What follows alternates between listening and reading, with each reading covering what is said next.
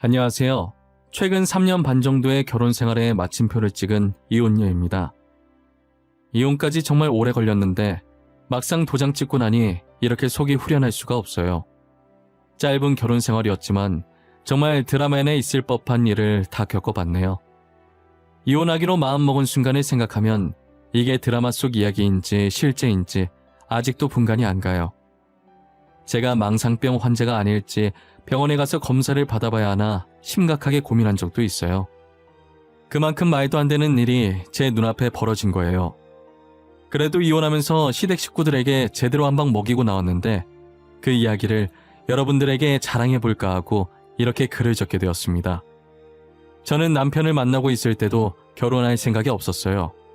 그렇다고 비혼주의자 그런 건 아니었고 괜찮은 사람이 있으면 해야겠다고 생각했는데 아직 제 앞에 괜찮은 사람이 나오지 않아서 아직은 결혼할 마음이 없었던 거예요. 솔직히 남편도 같이 살기에 괜찮은 사람이라고 생각해서 결혼한 건 아니에요. 시댁에서 하도 결혼을 재촉하는 통에 어쩔 수 없이 결혼을 하게 된 것이죠. 저는 당시 조그만 카페를 운영하고 있었어요. 저희 집이 나름 부유한 편이었는데 대학 졸업 후 뭐 해야 할지도 모르겠고 잘하는 것 찾다가 커피 만드는 걸 좋아하니 아빠 건물 1층에 카페라도 해보자 싶어서 시작하게 된 거예요. 그러다 베이킹에 관심을 가져서 카페에 조각 케이크까지 조금씩 팔기 시작했어요. 케이크를 팔기 시작하니 커피만 팔았을 때보다 확실히 손님이 많아지더라고요. 그때부터 매일같이 출근 도장을 찍듯이 저희 가게에 오는 남자 손님이 있었어요. 그 남자 손님은 여러분들도 예상하셨듯 바로 제 남편이었어요. 남편은 항상 아이스 아메리카노와 딸기 조각 케이크를 사갔었어요. 매일 같은 메뉴를 사가시길래 질리지 않는지 궁금하더라고요. 원래 손님한테 말을 잘 안 거는 편인데 카드를 건네주면서 물어봤어요. 손님, 매일 아이스 아메리카노랑 딸기 케이크 사가시던데 안 질리세요? 같은 메뉴 하루도 빠짐없이 매일 먹으면 좋아하던 거라도 질릴 것 같은데. 계속 같은 메뉴 사가면 저를 기억해 주실 것 같았어요. 친구가 알려준 방법인데 이게 진짜 통하는구나. 네? 그게 지금 무슨 말 하시는 거예요? 누가 뭘 기억해요? 메뉴를 기억한다는 건가? 아니요, 메뉴 말고 사장님께서 저를요. 항상 같은 메뉴 사가는 손님으로라도 저를 기억해 주실 것 같아서요. 저랑 뭐 하자는 거예요? 설마 지금 저한테 작업 거시는 거예요? 네, 작업 거는 거예요. 처음 커피 사러 왔을 때 사장님께 반했거든요. 번호 물어보는 건 실례일 것 같고 제가 번호 하나 남기고 갈 테니 생각해보시고 연락주세요. 보통 상대방의 번호를 물어보는데 남편은 실례인 것 같다며 본인 번호를 남기고 가더라고요. 말도 조곤조곤 잘하시고 젠틀한 면이 보여서 살짝 호감이 들긴 했어요. 퇴근이 다 될 때까지 연락할까 말까 고민하다가 결국 퇴근하고 연락을 했어요. 남편은 연락 안 올까봐 애타서 하루 종일 일도 손에 안 잡히고 조마조마했다고 하더라고요. 그런 남편이 귀여워서 저 혼자 집에서 괜히 이불킥하고 난리도 아니었어요. 저희는 그렇게 남들처럼 평범하게 연애를 시작했어요. 남편은 저보다 5살 연상이라 그런지 결혼 정년기에 접어들어서 빨리 결혼을 하고 싶어 하더라고요. 저는 아까 여러분들께 말씀드렸다시피 결혼에 관심이 정말 없었어요. 남편이 제 결혼 상대로 적합하다는 생각이 들기도 뭐하게 연애 기간이 짧았거든요. 이제 연애한 지 고작 4개월밖에 지나지 않았는데 무슨 결혼이란 말이에요. 결혼 이야기가 나올 때마다 너무 이른 것 같다고 남편을 어르고 달랬어요. 그러다 남편이랑 같이 저녁을 먹으려고 일찍 카페 문을 닫고 남편 회사에 찾아갔어요. 남편은 저를 발견하자마자 손을 흔들고 해맑게 웃으면서 뛰어오더라고요. 뛰어오다 말고 멈칫하더니 제 뒤쪽을 빤히 쳐다보더라고요. 유리창 너머로 우리 부모님과 비슷한 나이대로 보이시는 여자 한 분이 남편을 향해 손을 흔들더라고요. 저는 저 여자분이 남편의 어머니라는 것을 본능적으로 직감할 수 있었어요. 아니나 다를까 남편이 엄마라고 외치면서 여기로 오라고 손짓을 하더라고요. 이런 식으로 만나게 될 줄 몰랐는데 준비도 안 된 상태에서 만나니 머리가 띵하더라고요. 오빠 뭐야? 오늘 나랑 저녁 먹기로 한 거 잊었어? 우리 저녁 약속에 어머님도 부른 거야? 나 엄마 안 불렀어. 오늘 엄마 친구랑 약속 있었는데 집에 같이 가려고 들린 것 같은데? 거짓말 아니야. 진짜야. 믿어줘. 저녁 약속 있다고 얘기 안 했어? 어머님도 저녁 같이 먹을 건 아니지? 나 아직 어머님 만날 준비도 안 됐고 진짜 체할 것 같단 말이야. 아니 그래도 엄마가 여기까지 왔는데 어떻게 그냥 보내. 집에 가면 엄마 혼자 밥 먹어야 한단 말이야. 절대 안 된다고 말하려는데 그 사이 시어머니께서 제 옆으로 오시는 바람에 어쩔 수 없이 시어머니 포함해서 셋이서 같이 저녁을 먹게 됐어요. 정말 식당으로 갈 때부터 도착할 때까지 너무 어색해서 당장이라도 뛰쳐나가고 싶더라고요. 가는 길에 남편이 시어머니랑 조잘조잘거리면서 가서 저는 아무 말도 안 했었는데 제발 이대로 시어머니께서 제게 아무 말도 안 거셨으면 하는 바람으로 불판만 멍하니 쳐다봤어요. 그러나 제 바람과는 반대로 시어머니께서는 궁금한 게 많다는 표정으로 저를 바라보시더라고요. 아, 소개가 늦었네? 엄마, 여긴 내 여자친구. 전에 말한 적 있지?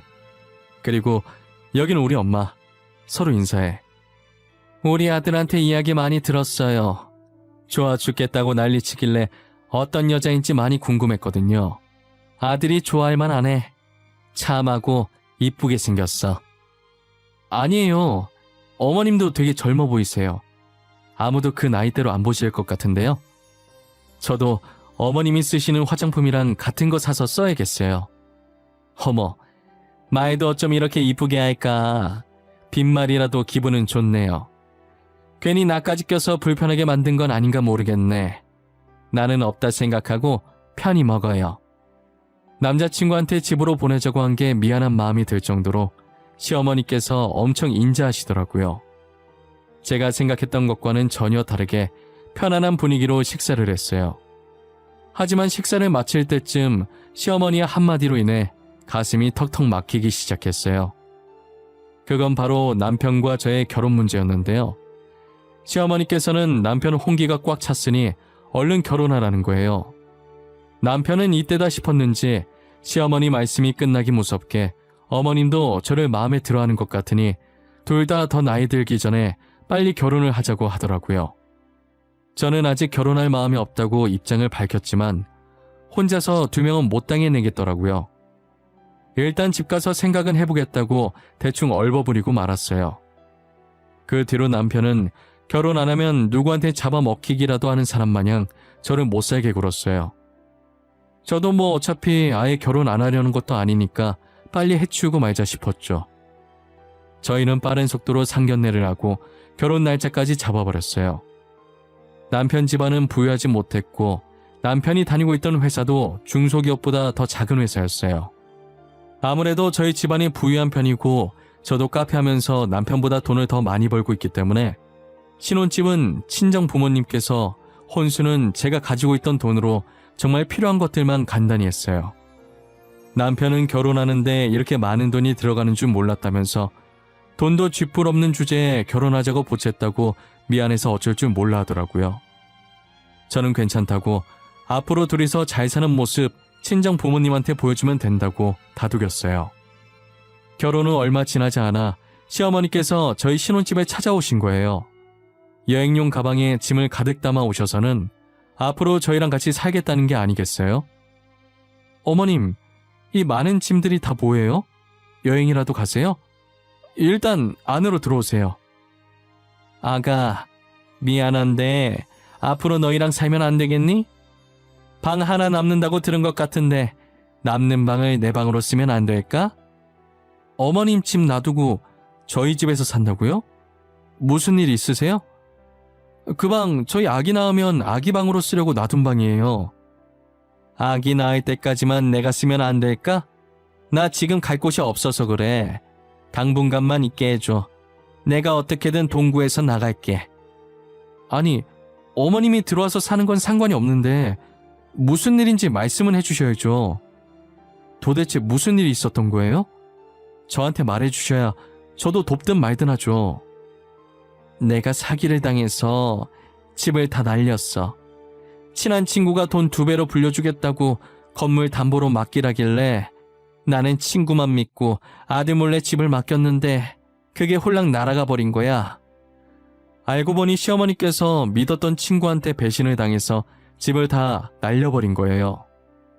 정말 미안하다고 눈물을 뚝뚝 흘리시면서 얘기하는데 제가 어떻게 거절하나요? 평소에도 시어머니께서는 좋은 분이셨기 때문에 저희 집에 들어와서 살라고 했어요. 남편도 소식을 들었는지 오자마자 잘 알아보지도 않고 집을 넘겼냐며 시어머니를 꾸짖더라고요. 저는 흥분한 남편 달래고 울고 있는 시어머니 달래느라 중간에 껴서 기가 쫙 다 빠져버렸어요. 시어머니는 신혼집으로 들어와서 살기 시작하면서 제 눈치를 보시기 시작했어요. 제가 괜찮다고 눈치 보지 말고 내 집이다 생각하고 지내라고 해도 눈치를 보시더라고요. 남편과 제가 일하는 동안 시어머니께서 집안일을 다 해주셔서 저는 손 하나 까딱할 일이 없었어요. 오히려 남편과 둘이 지낼 때보다 더 살기 편했죠. 저는 시어머니께서 너무 착하셔서 모시고 사는데 불편한 점이 하나도 없었어요. 오히려 어머님이 힘드신 건 아닐지 걱정이었어요. 정말 그 정도로 다 좋은데 하나 문제가 있다면 자꾸 제 물건이 하나씩 없어진다는 거예요. 처음엔 평소에도 제가 엄청 덤벙거리는 성격이라 분명 어디에 버려두고 왔을 가능성이 커서 없어진 물건들에 대해 크게 신경 쓰지 않았었거든요. 사실 물건 없어진 것도 몰랐다가 필요해서 찾으면 없어진 걸 알 정도로 기억력도 좋지 않았죠. 그런데 잃어버리는 빈도수가 점점 많아지는 느낌이 들기 시작하는 거예요. 근데 그마저도 제게 문제 있는 줄 알고 뇌 사진을 찍어봐야 하나 라고만 생각하고 별로 신경 안 썼어요. 저는 괜한데 신경 쓰지 말고 열심히 일해서 시어머니의 집을 다시 되찾아 드려야겠다는 생각을 했어요. 하지만 제가 할 줄 아는 거라곤 커피를 만들어내는 일밖에 없었어요. 이 커피를 가지고 뭘 할 수 있을까 고민하던 찰나에 요즘은 영상을 만들면 그걸 어떤 사이트에 올려서 돈을 벌 수가 있더라고요. 그래서 커피 만드는 과정을 찍어서 필요한 재료들을 자막으로 간단하게 넣고 영상을 올렸어요. 몇 개 정도 올리니 구독자 수도 많이 쌓이고 조회수도 그만큼 많이 올라가더라고요. 3년 정도 커피와 빵을 만드는 영상을 올리면서 돈을 벌어왔어요. 꽤나 많은 구독자와 조회수가 쌓여서 영상 하나만 올려도 수익이 몇 배로 껑충 뛰더라고요. 저는 3년 동안 영상을 올려서 번 수익이랑 카페 일을 하면서 번 돈으로 드디어 시어머니의 집을 되찾을 수 있을 것만 같았어요. 몰래 선물로 드리고 싶어서 남편과 시어머니한테는 이 사실을 알리지 않았어요. 그동안 저희 집에서 살면서 눈치도 많이 보시고 제게 너무 잘해주신 보답으로 드리고 싶었거든요. 저는 일찍 일어나서 가방에 돈을 넣고 카페 오픈하러 가는 척 하다가 그대로 부동산으로 뛰어갔어요. 부동산 직원에게 3년 전 사기당해서 잃었던 그 집을 다시 찾아오려고 한다고 지금 현재 집주인 번호를 가르쳐 줄 수 있겠냐고 물어봤어요. 직원은 가르쳐 줄 수 없다면서 되게 난처해하더라고요. 어떻게 할 방법이 없어서 결국 사람을 시켜 집주인 번호를 알게 됐어요. 그런데 제가 받은 현재 집주인 번호가 굉장히 낯익더라고요.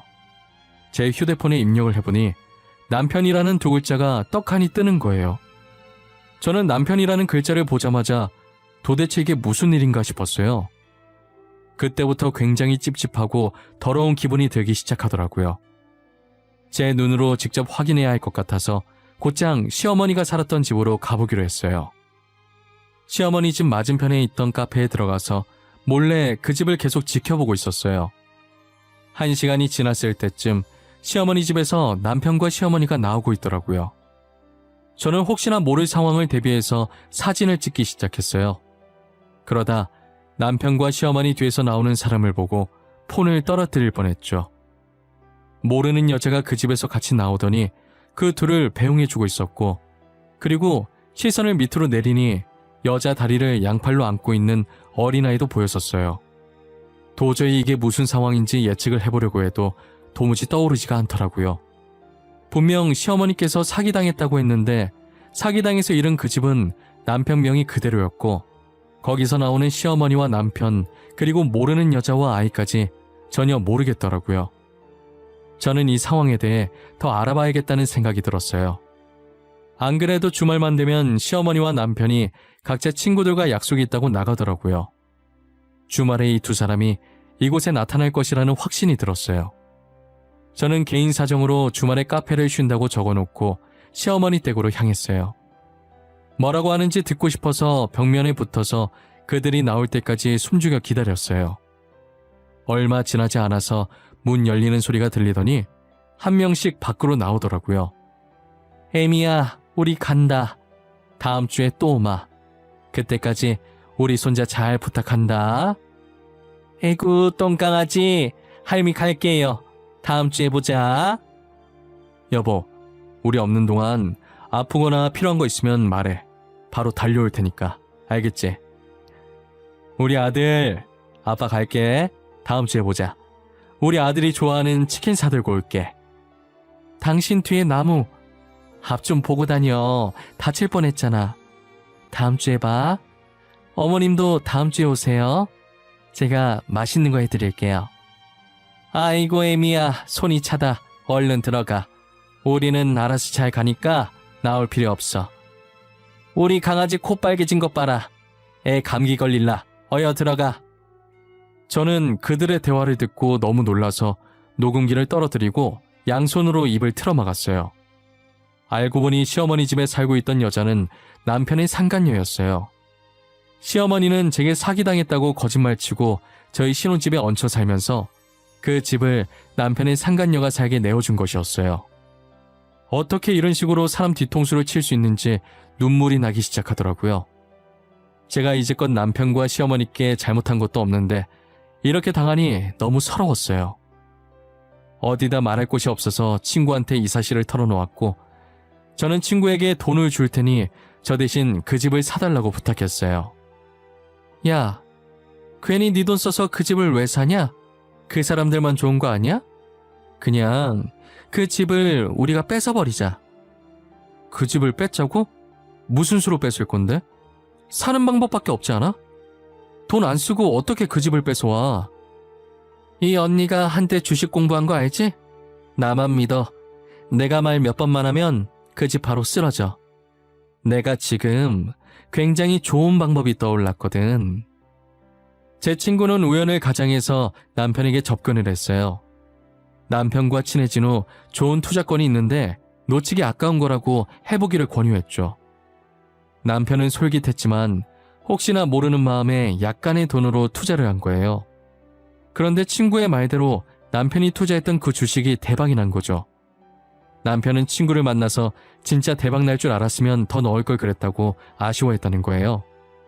그러더니 남편이 먼저 다른 투자권이 없는지 먼저 찾았다고 하더라고요. 아, 사실 투자권이 하나 있긴 한데 그게 확률이 반반이라서 이걸 추천해줘야 하나 말아야 하나 모르겠네. 뭔데요? 일단 드러나 볼게요. 그쪽이 하는 얘기 듣고 제가 판단해서 투자하든 말든 알아서 할게요. 당신한테 절대 책임 안 물을 테니까 말해줘요. 그래요? 그럼 각서 쓸 수 있어요? 절대 저한테 책임 묻지 않겠다는 각서요. 제가 한두 번 당한 게 아니라서요. 맨날 책임 안 물겠다고 해놓고 돈 내놓으라고 난리더라고. 당연하죠. 저는 절대 그런 짓 안 해요. 각서 씁시다. 어디에 쓰면 돼요? 지장도 찍게 인주나 빨간 립스틱 같은 거 있어요? 책임을 물지 않겠다는 각서를 작성한 후에 친구는 미끼를 조금씩 풀었다고 하더라고요. 저는 주식에 대해서 아는 게 없어서 친구한테 설명을 들어도 이해를 못했는데 일단 친구가 소개해준 투자권은 절대 대박 날 수 없는 투자권이라고 했어요. 오히려 대폭 하락할 주식이라고 하더라고요. 하지만 남편에겐 망할 주식이라고 말해주지 않았고 확률이 반반이라서 자기도 고민하다가 투자한 건이라고 신중하게 생각해보라고 했대요. 친구도 투자했다는 말에 놀라서 망할 거 알면서 왜 투자했냐고 물어보니까 투자 안 했다고 남편한테 거짓말 친 거라고 하더라고요. 이미 주식에 한번 맛을 봐서 아마 자기가 투자한 건이라고 하면 따라서 할 거라고 하면서요. 아니나 다를까 친구의 예상대로 남편은 그 주식에 엄청난 돈을 쏟아부었어요. 본인 명의의 시어머니 집까지 담보로 대출을 받아서 투자했더라고요. 결국 주식은 친구가 말한 그대로 대폭 하락했고 남편은 가진 돈과 집 모두 날리게 되었죠. 그리고 저는 때를 놓치지 않고 경매로 넘어온 시어머니의 집을 사들였어요. 남편은 집 날렸다고 아무에게도 말하지 못하고 혼자 끙끙 앓고 있는 것 같더라고요. 저는 남편의 다 죽어가는 꼴을 보고 웃음이 나오려고 하는 걸 이를 악물고 참았어요. 그들이 다시 시댁에 가겠다고 약속했던 주말에 복수를 해주겠다고 마음먹었어요. 기다리고 기다리던 주말이 왔고 어김없이 약속이 있다고 시어머니와 남편이 나갔어요. 그리고 그들을 따라서 저도 건물 등기부 등본과 집 매입할 때 받은 집 열쇠를 가지고 시댁으로 향했죠. 제가 정말 이날만을 얼마나 손꼽아 기다렸는지 당해보지 않았으면 아무도 모를 거예요. 시댁으로 향하는 내내 바보처럼 실실 웃음이 나더라고요. 저는 손가락으로 열쇠를 돌리고 휘파람까지 불면서 대문으로 다가갔어요. 제가 문을 열고 들어오자 잠시 사태 파악이 안 된 건지 전부 저를 멀뚱멀뚱 쳐다보기만 했어요. 그리고 5초 뒤 시어머니와 남편이 놀래서 소리를 지르기 시작하는 거예요. 순간 귀가 아파서 귀 파는 신용하니까 남편이 벌떡 일어나서 제 쪽으로 다가오더라고요. 당신이 무슨 일로 여기로 왔어? 아니, 열쇠도 없었을 텐데 여긴 어떻게 들어온 거야? 문 따고 들어온 거야? 당신 이거 주거 침입이야, 알아? 지금 내가 어떻게 들어온 게 중요하니? 나 몰래 뒤에서 이짓거리 하고 있었던 게 중요하지. 저 애는 네 핏줄? 안녕. 나는 네 엄마가 뺏은 남자의 아내야. 만나서 반갑네. 어디까지 알고 있는 거야? 설마 다 알고 있는 거야? 언제부터 알고 있었어? 알면서 지금까지 모르는 척하고 있었던 거야? 모르는 척은 네가 하고 있었겠지. 이 집안 연기 잘하네. 나중에 할 일 없으면 배우 쪽으로 나가봐. 성공하겠다. 진심으로 하는 말이야. 도대체 어디까지 알고 있는 거냐고 내가 묻잖아. 어디까지 알고 있냐고. 내 입으로 말해? 끝까지 피해자 배려 안 하는 거 봐. 피해자가 굳이 이 일을 직접 말해야겠어? 가해자인 네가 직접 네 입으로 말해봐. 이게 지금 무슨 상황인지. 알고 봤더니 저보다는 이 여자와 만난 지가 더 오래됐더라고요. 심성은 정말 착한데 고아 출신에 가진 게 하나도 없어서 시어머니께서 결혼을 반대했다고 하더라고요. 그런데 돈 많은 저를 만나게 되면서 시어머니는 저를 놓칠까봐 결혼을 재촉한 것이었어요. 저와 남편의 결혼 준비가 한창 진행되던 중에 저 여자가 남편의 아이를 임신한 걸 알게 되었고, 시어머니께서는 자기 핏줄이니 아이 키우라고 집을 내어줬다고 하더라고요.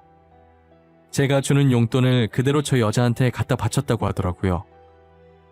결국은 제 돈이 다 저 여자 밑으로 들어간 거죠. 그리고 집안 곳곳에 제가 잃어버렸다고 생각했던 물건들이 잔뜩 있더라고요. 우리 집에 숨어둔 좀도둑이 누구인가 했더니 남편과 시어머니였어요. 제가 듣다 너무 화가 나서 시댁 식구들한테 소리를 지르니 꼴에 자기도 아내이자 며느리라고 제 앞을 막는 거예요. 혼자서 보기엔 아까울 정도로 너무 눈물겨운 가족애를 보여주더라고요. 저는 어디서 끼어드냐고 상간녀의 뺨을 치려고 손을 드는 순간 남편이 제 손목을 잡는 거예요. 그만해 당신. 화 많이 난 것도 알고 충분히 화낼 만도 해. 근데 이 사람은 건들지 마. 부탁이야. 놔. 안 놔? 내 손 놓으라고. 너네는 뒤에서 이런 더러운 짓 버려놓고 나는 이년 뺨 한 대도 못 때려? 어? 당장 내 손 놓으라고! 그만해. 이 사람 지금 임신 중이야. 그러니까 그만하라고. 내가 잘못했어. 차라리 날 때려. 몇 대를 때리든 다 맞아줄 테니까. 지금 임신 중이라는 남편의 말에 상간녀를 쳐다보니 눈을 질끈 감고 양손으로 배를 감싸고 있더라고요. 진짜 돈으로 이 집을 사들인 거 말고 돈 없이는 제 마음대로 되는 게 단 하나도 없었어요. 아무것도 할 수 없는 제 자신이 너무 비참했어요. 제가 손에 힘을 서서히 풀자 남편도 잡고 있던 제 손을 놓더라고요. 저는 눈물이 나려고 하는 걸 주먹을 꽉 쥐고 억지로 참았어요. 그리고 지금 당장 내 집에서 나가라고 했어요. 시어머니는 알겠다고 당장 신혼집에서 있는 짐들을 빼겠다고 하는 거예요. 그래서 여기 있는 짐들도 지금 다 빼라고 말했어요. 제 말에 남편은 설마는 눈으로 저를 쳐다보더라고요. 저는 주머니 속에 넣어뒀던 건물 등기부 등본을 꺼내서 남편 눈앞에 들이밀었어요. 그때부터 남편 눈이 뒤집히더니 다 알고 일부러 자신한테 그런 거냐고 소리 지르더라고요. 야, 지금 무슨 소리 하는 거야? 내가 너한테 일부러 뭘 했는데? 나는 어머니가 사기당하셨다길래 다시 찾아주려고 알아보다가 딱 마침 경매에 들어왔길래 산자밖에 없어. 아가, 우리 집이 경매에 들어갔다니? 우리 집이 왜 경매에 들어가? 아들아, 지금 제가 무슨 말을 하고 있는 거야? 너 괜히 우리 놀려먹으려고 지금 거짓말하는 거지? 거짓말 하는 걸로 보이세요? 그럼 아주머니도 이 서류 한번 살펴보세요. 이게 어떤 서류인지. 그리고 지금 이 집이 누구 명의로 되어 있는지 말이에요. 뭐? 너 지금 나한테 뭐라 그랬어? 아주머니? 아들아, 들었냐? 나보고 아주머니래. 저것이 이제 막 나가자 이거지? 누가 아주머니야? 내가 너 가만 안 둘 거야. 어차피 저는 며느리로 안 보셨잖아요. 저희 집안 돈 보고 결혼시킨 거 아니었어요? 그리고 저한테 이렇게 큰 소리 치실 때가 아닌 것 같은데요. 시어머니는 제가 건넨 건물 등기부 등본을 보더니 뒷목을 잡고 주저앉으시더라고요. 저는 여유롭게 집안을 구석구석 둘러보면서 오늘 안에 다 빼려면 서둘러야겠다고 했어요. 아니면 용역업체 불러서 다 쓸어버리겠다고 했죠. 집에 있는 것들을 다 챙겨봤자 당장 갈 곳이 없으니 옷만 대충 챙겨서 나가더라고요. 그러더니 옷을 담은 가방을 가지고 대문 앞에 세워진 남편 차에 올라타려고 하는 거예요. 저는 그 차도 제 돈으로 산 거니 탈 생각하지 말고 그대로 쭉 걸어가라고 했죠. 그리고 평일에 날 박는 대로 변호사를 만나 이혼 소송과 상간녀 소송을 했어요.